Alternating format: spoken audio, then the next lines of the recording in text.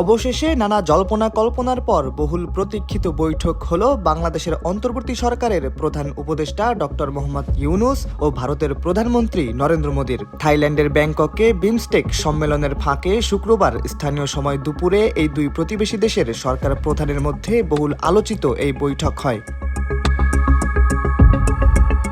বাংলাদেশ সংবাদ সংস্থা জানিয়েছে, আধা ঘন্টার বেশি সময় ধরে চলা এই দ্বিপক্ষীয় বৈঠকে বাংলাদেশের পক্ষ থেকে শেখ হাসিনার প্রত্যর্পণ সহ বিভিন্ন স্বার্থ সংশ্লিষ্ট বিষয় তুলে ধরা হয়েছে। প্রতিবেদনে প্রেস সচিব শফিকুল আলমের বরাত দিয়ে বলা হয়েছে, বাংলাদেশ ও ভারতের সরকার প্রধানের মধ্যে বৈঠকটি অত্যন্ত গঠনমূলক ও ফলপ্রসূ হয়েছে। পারস্পরিক স্বার্থ সংশ্লিষ্ট সব বিষয়ে আলোচনা হয়েছে।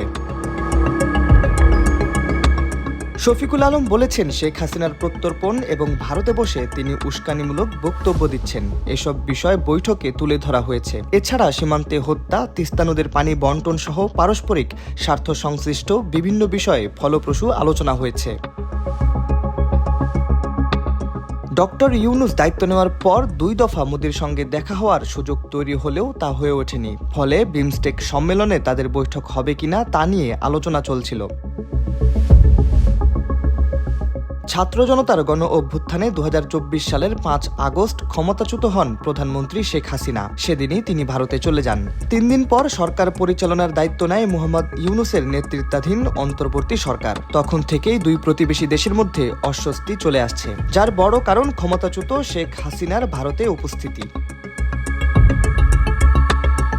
হত্যা, গুমসহ 3 মামলায় শেখ হাসিনার বিরুদ্ধে গ্রেপ্তারি পরোয়ানা জারি করেছে আন্তর্জাতিক অপরাধ ট্রাইব্যুনাল। প্রত্যর্পণ চুক্তির আওতায় তাকে ফেরত পাঠানোর অনুরোধ জানিয়ে সরকার ভারতকে আনুষ্ঠানিক চিঠি পাঠালেও দিল্লি তার উত্তর দেয়নি। তবে মার্চে ব্রিটিশ সংবাদ মাধ্যম স্কাই নিউজকে দেওয়া এক সাক্ষাৎকারে ইউনূস জোর দিয়ে বলেছেন, শেখ হাসিনাকে অবশ্যই বিচারের মুখোমুখি হতে হবে, তা তিনি সশরীরে বাংলাদেশে থাকুন বা না থাকুন।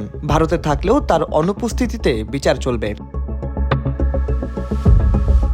এর আগে 2 দিনের সফরে থাইল্যান্ড পৌঁছান প্রধান উপদেষ্টা ডক্টর ইউনূস। বিমস্টেক সম্মেলনে যোগ দিতে তিনি এখন ব্যাংককে অবস্থান করছেন। ব্যাংককে 2 এপ্রিল শুরু হওয়া বিমস্টেক সম্মেলন শেষ হবে 4 এপ্রিল। শাহরিয়ার আহমেদ, সময়ের আলো।